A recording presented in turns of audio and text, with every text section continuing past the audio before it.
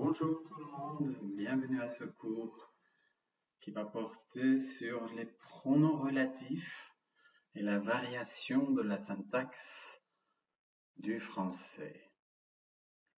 Alors, d'abord quelques remarques sur notre manière de travailler, parce que cette fois-ci, comme vous le savez bien, avec le Covid-19, c'est impossible de faire cours à la fac. Donc, nous allons faire de notre mieux pour assurer les cours.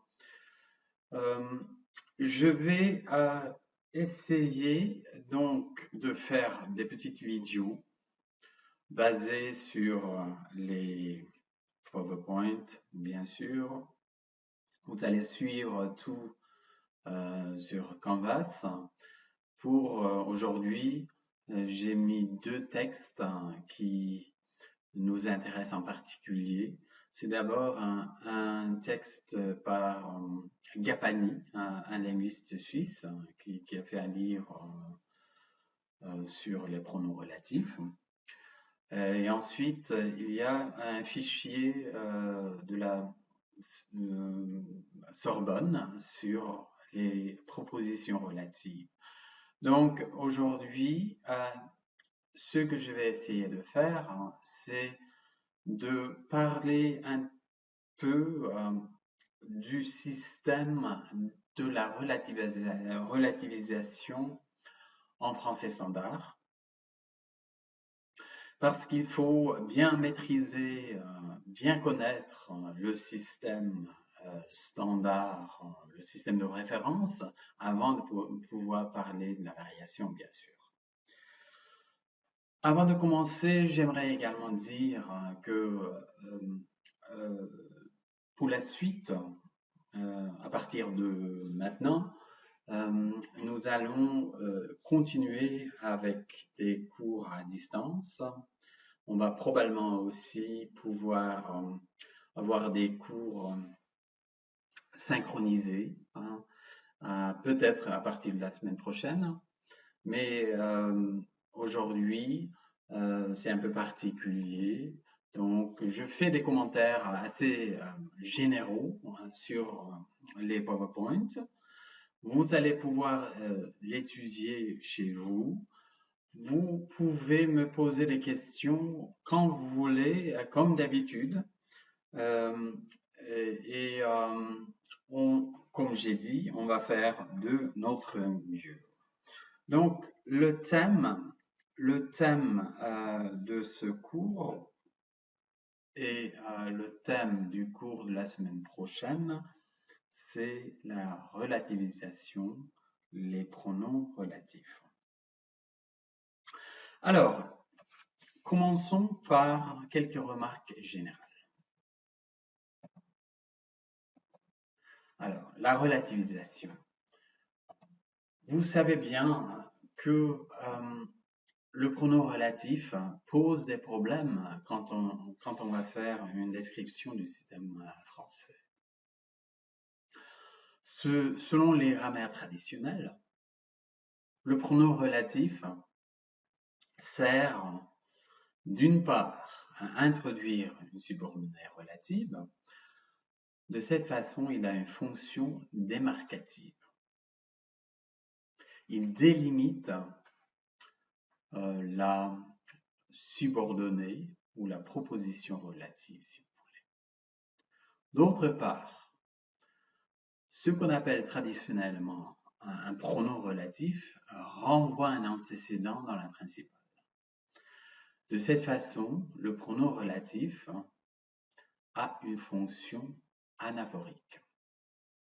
Il renvoie à ce qui précède, à un antécédent. Ensuite, et ça c'est la troisième fonction essentielle du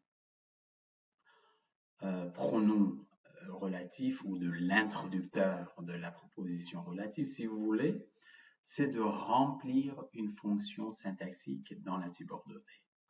De cette façon, il a une fonction casuelle. Ce qui est bien particulier parce que pour le système français, on fait la distinction entre qui que, dont, etc. En norvégien, on a un seul introducteur. En principe, on a un seul introducteur de la subordonnée relative, c'est som. Donc, quelqu'un a un fonctionnement, un comportement totalement différent du système français. Alors, les pronoms relatifs constituent donc un domaine complexe, et j'ajoute très complexe, de la grammaire française. Les mêmes formes en général sont utilisées pour introduire les subordonnées relatives que, que dans les propositions interrogatives.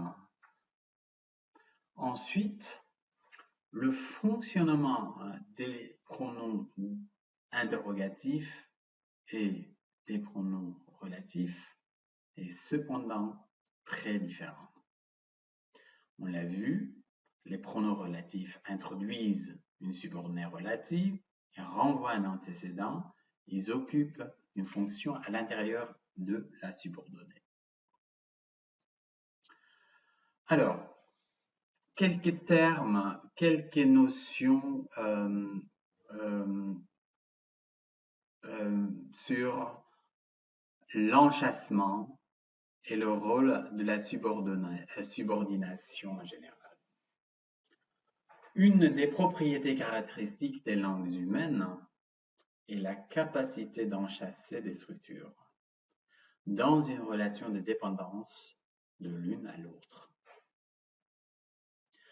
C'est-à-dire, dans les langues humaines, on a la possibilité d'enchâsser une phrase dans une autre et on parle d'une subordination. J'ai remarqué déjà, et vous le savez bien, le système de la relativisation est très différent en norvégien et en français. Dans la tradition grammaticale, on parle de subordonnées ou de propositions relatives adjectives, dans des exemples comme l'homme qui est venu. Pourquoi est-ce qu'on parle d'une subordonnée relative adjective? Parce que la relative occupe la même position et joue le même rôle qu'un adjectif épithète dans la structure. Donc, il fonctionne, la subordonnée fonctionne comme un modificateur. On parle également de relative substantive, c'est pas du tout notre thème ce semestre, qui vivra, verra, etc. Dans ce cas-là, il n'y a pas d'antécédent explicite.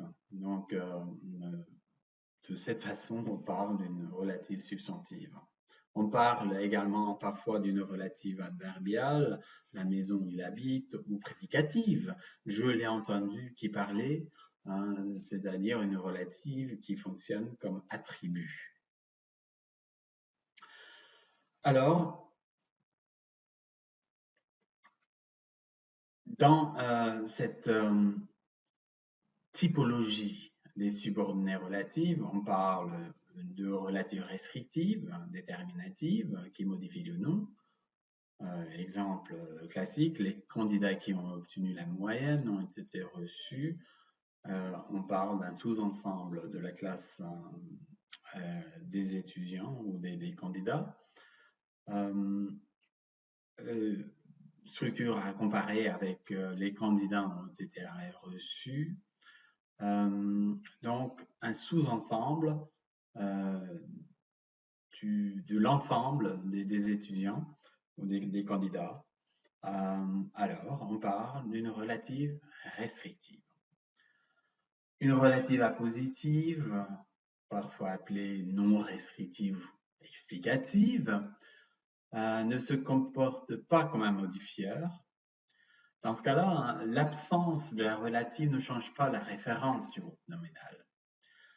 C'est-à-dire, si je dis « ce roman que je viens de finir me plaît beaucoup », alors « que je viens de finir » ajoute une information sur un roman qui est pleinement référentiel, hein, déjà, mais la relative ajoute, donne une information supplémentaire.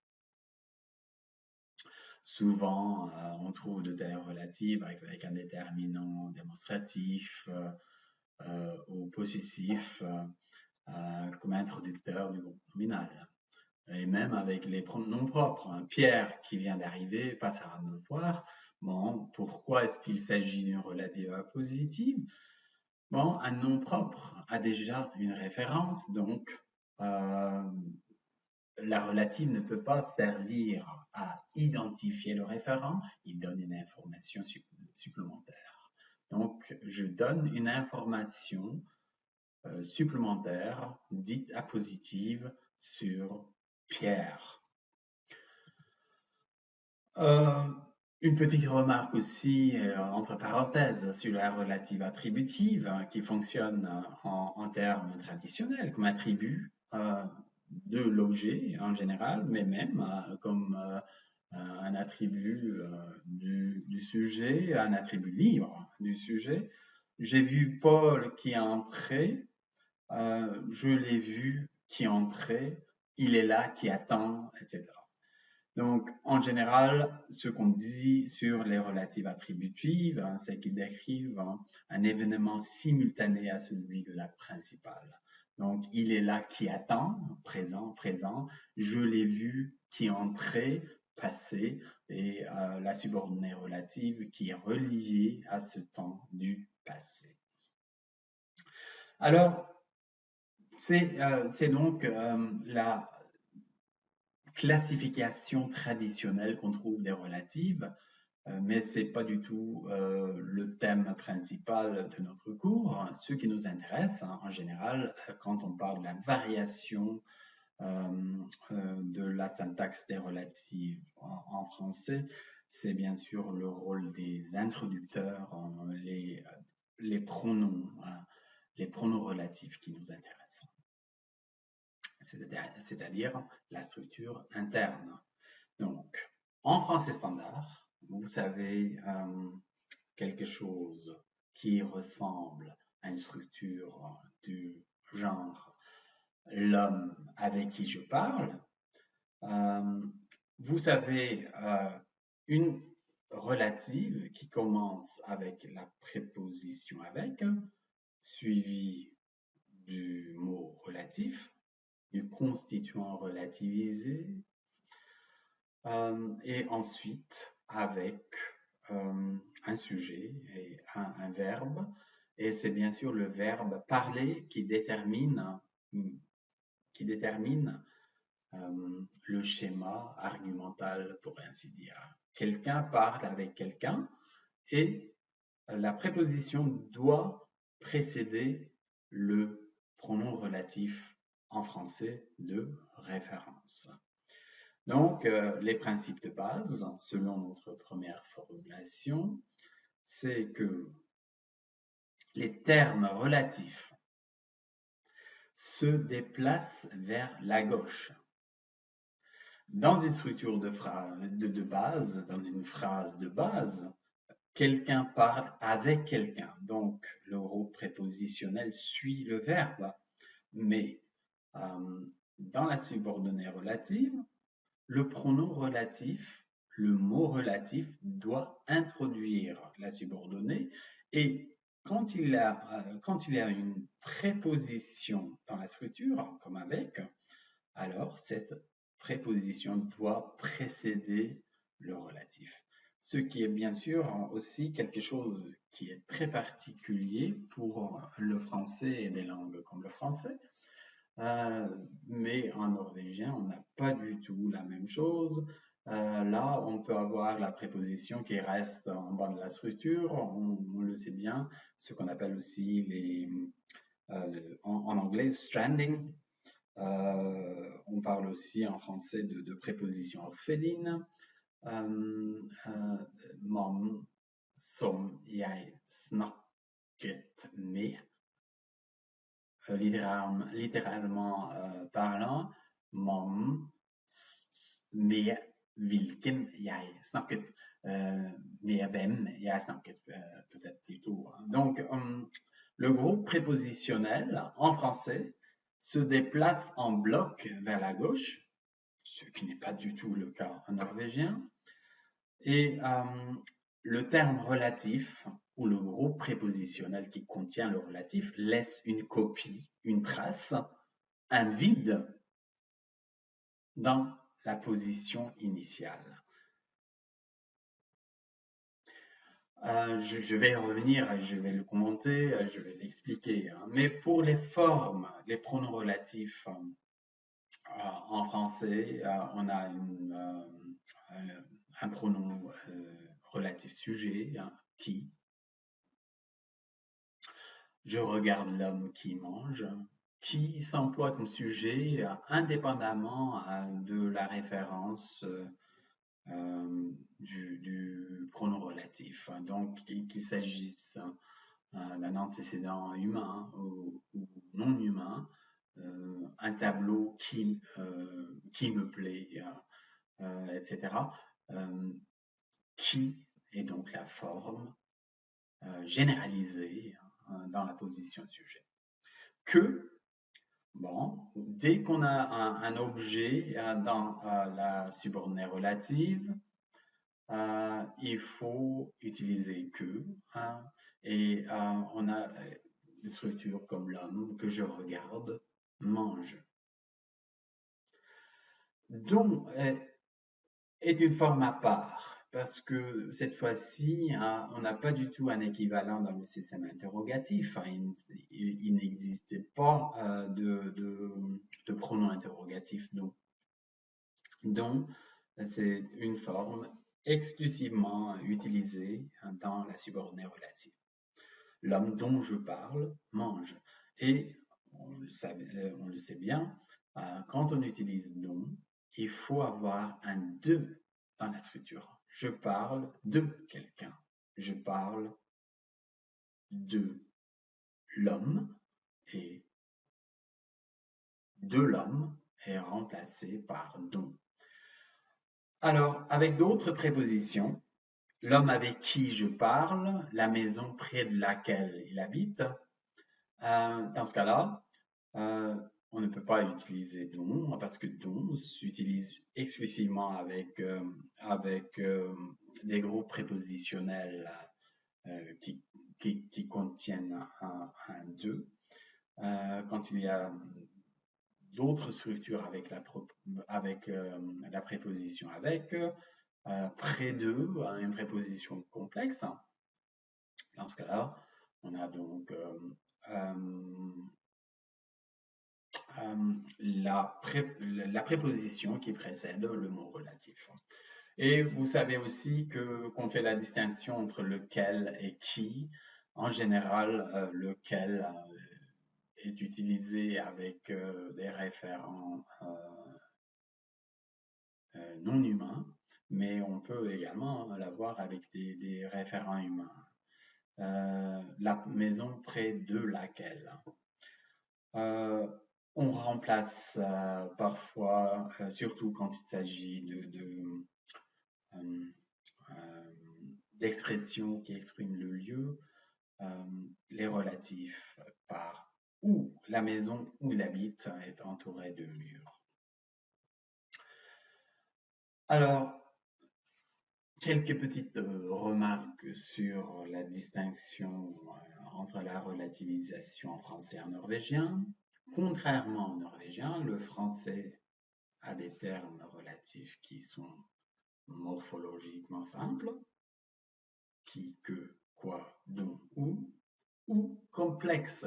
Donc morphologiquement complexes, lequel, laquelle, lesquels, les pluriels, lesquels avec le pluriel féminin. Ces termes relatifs ou ces mots relatifs en français peuvent varier en cas. On fait la distinction entre qui, que, dont. Et même parfois en fonction du sens humain ou non humain de l'antécédent. Donc vous corrigez, je peux le faire moi-même bien sûr, mais vous corrigez la faute de frappe non humain sans E final. C'est une femme à laquelle je pense. C'est un tableau auquel je pense et non pas à qui ou à quoi, etc. Les termes relatifs du français ne peuvent pas être séparés de le complément. C'est une femme à qui je pense et non pas c'est une femme que je pense à, etc. C'est une femme que je pense à, c'est clairement exclu, agrammatical en français de référence. Indépendamment de la place ou de leur fonction, les mots relatifs en français ne peuvent jamais être omis. Donc, as-tu vu la lampe? J'ai acheté hier. Alors, c'est agrammatical parce qu'il faut ajouter un pronom relatif, etc. Vous allez voir, vous pouvez le deviner déjà, hein, en français non standard, hein, il y a beaucoup de variations concernant l'expression de ce genre de structure et vous allez avoir des surprises. Donc, ce sera des questions à examiner pour la suite. Alors, j'ai mis quelques exemples sur le PowerPoint que vous pouvez donc essayer d'expliquer le fonctionnement de ces éléments relativisants dans les structures comme les films que tu voulais louer ne sont plus disponibles. Film et non pas fils, bien sûr. C'est un auteur dont personne ne nie le talent. Le sujet qui nous préoccupe tous en ce moment, c'est la violence. Les gens veulent aller là où il fait bon vivre. Essayez d'expliquer le fonctionnement de ces relatifs en français de référence.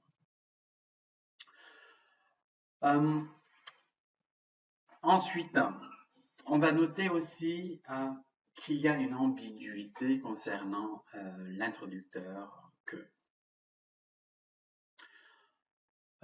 Vous savez bien que est le subordonnant, l'élément qui introduit la subordination par excellent français. Et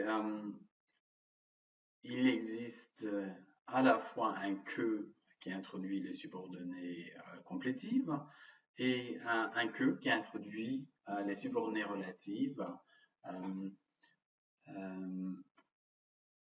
où le pronom relatif est relié à la position sujet, à la position objet. Le fait que nous inviter un relate rend tout le monde heureux.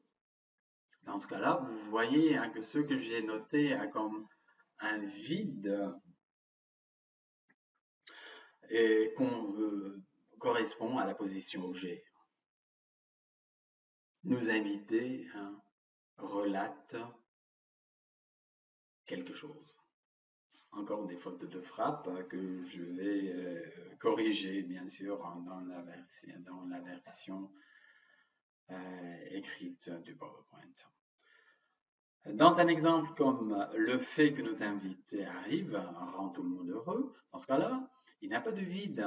Avec la subordonnée complétive, le que n'a pas un vide, n'est pas relié à un vide dans la subordonnée. Donc, c'est essentiellement la distinction à noter entre que comme introducteur de la relative et que comme introducteur de la subordonnée complétive. Donc, on peut distinguer un certain nombre de traits caractéristiques de ces introducteurs de la subordonnée. Contrairement au subordonnant que, l'élément relativisant a une fonction syntaxique dans la subordonnée relative. la relative contient un vide. Le fait que nous invités relate quelque chose, etc. Alors, comme introducteur, la subordonnée complétive, il n'a pas de vide. Le fait que nos invités arrivent. Ensuite, le déplacement d'un mot ou d'un groupe QU laisse une trace ou une copie dans la position d'origine. Donc c'est une des caractéristiques fondamentales du pronom relatif.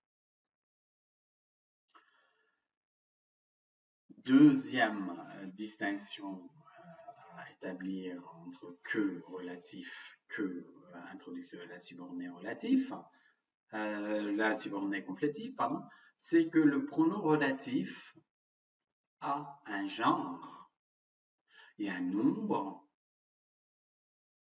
et il exprime la personne, contrairement au subordonnant que, qui est invariable.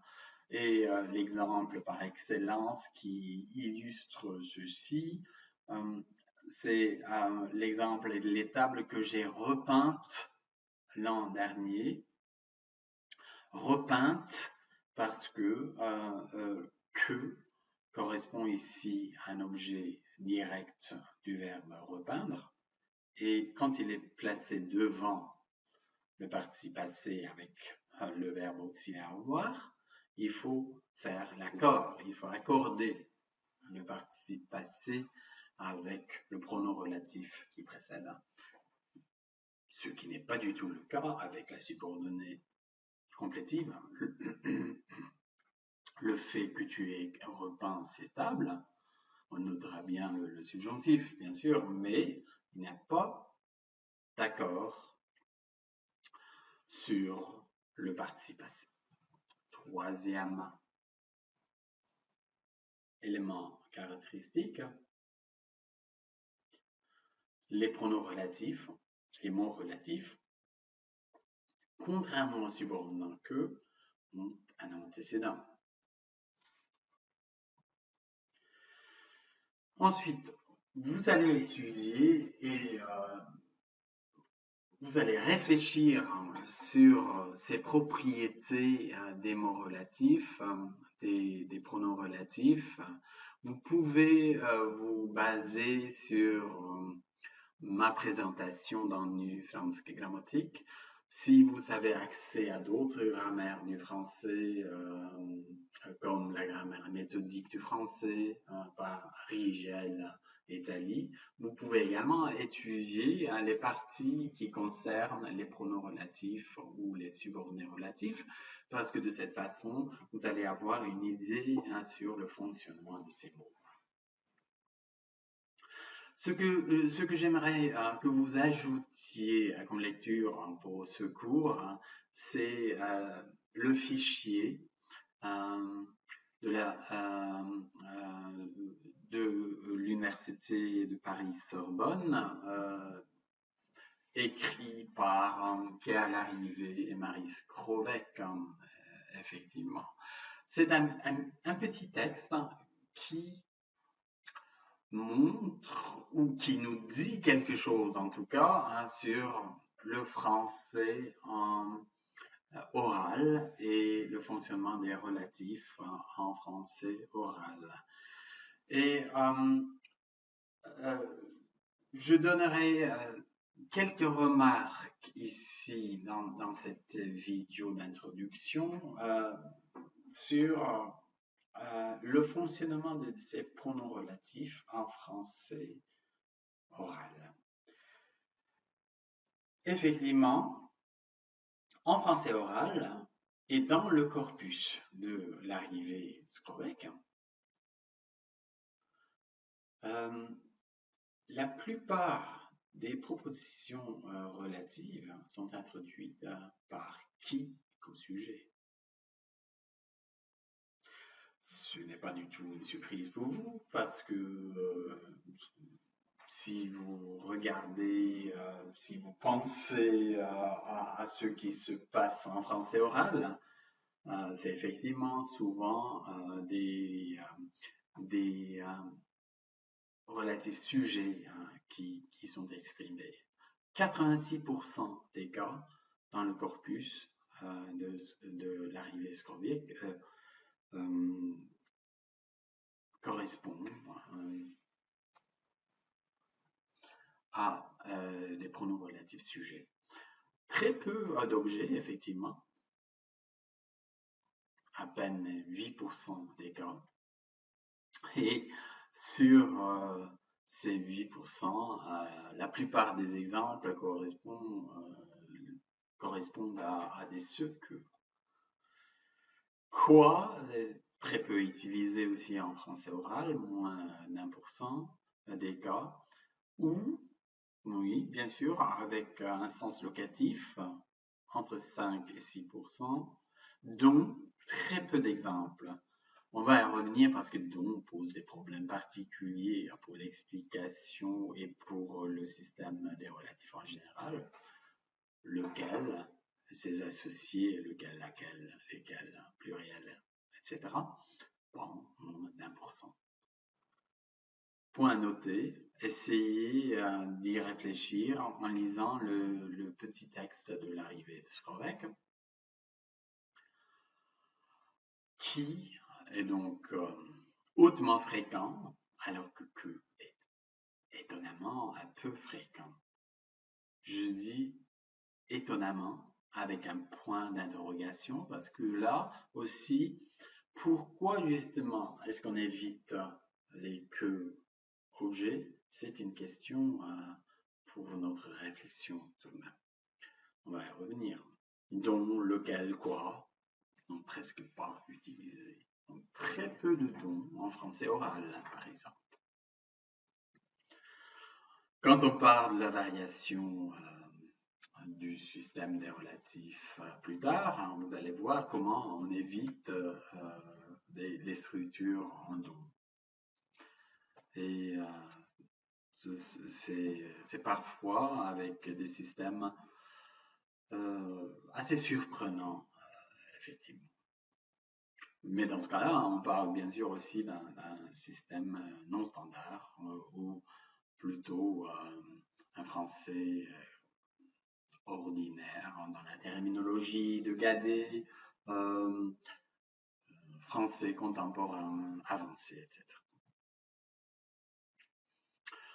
Vous trouvez des exemples dans le texte de l'arrivée Skrovec que vous pouvez utiliser également en lisant, qui comme sujet que comme objet, comme j'ai dit, très peu fréquent, quoi, comme complément d'un groupe prépositionnel avec un antécédent nominal, etc. Et comme j'ai dit, la plupart des cas avec que, c'est effectivement avec un ce précédent, c'est ce que je ferai, c'est celui que tu manges d'habitude, etc. C'est ce qu'on appelle aussi dans les grammaires traditionnels les relatifs périphrastiques, éventuellement comme une variante des relatifs substantives. Alors que seulement 15% des antécédents de qui sont un pronom démonstratif. Il faut modérer ça parce que finalement, les femmes qui ont élevé leurs enfants n'ont pas de problème de ces ordres-là. Donc, très souvent, on trouve effectivement des groupes nominaux avec un nom comme antécédent, les femmes qui, etc. Vous trouverez aussi dans le texte de l'arrivée Skrovec quelques remarques sur les erreurs de performance, c'est-à-dire les erreurs qu'on trouve en général. Et quand on parle d'erreurs, il s'agit bien sûr de déviation par rapport au système standard. Et ce qui est étonnant, et peut-être une surprise, c'est de voir le nombre d'erreurs, de fautes, avec don, par exemple.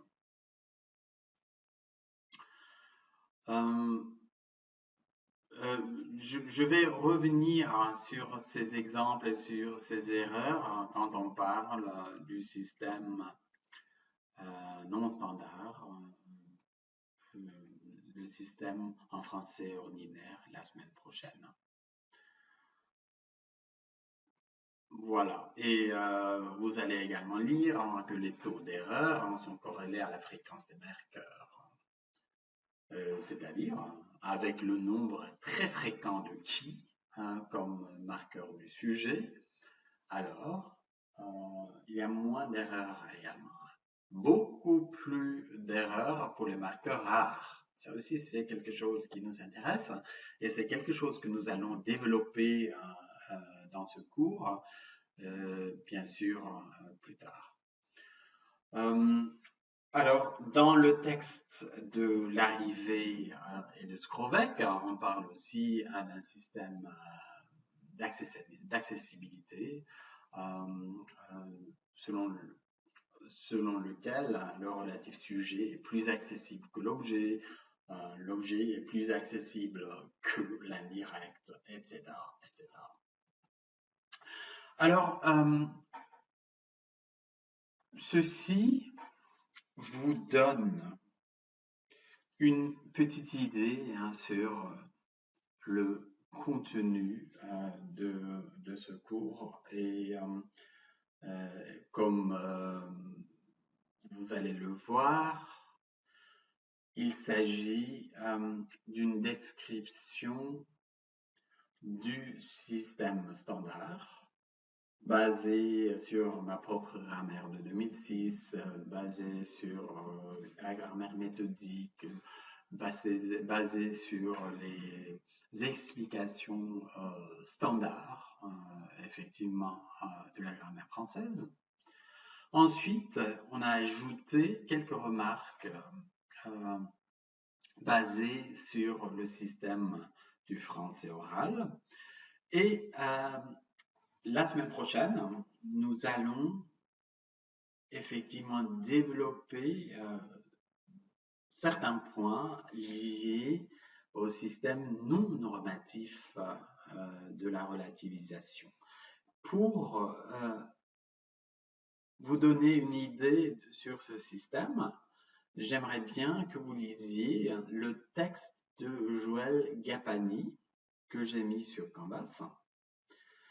C'est effectivement le thème principal pour le cours suivant. Je m'arrête là. Je vous souhaite bon travail.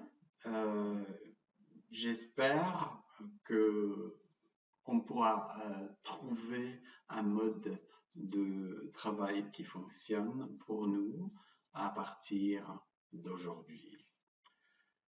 Bien à vous, au revoir et à très bientôt.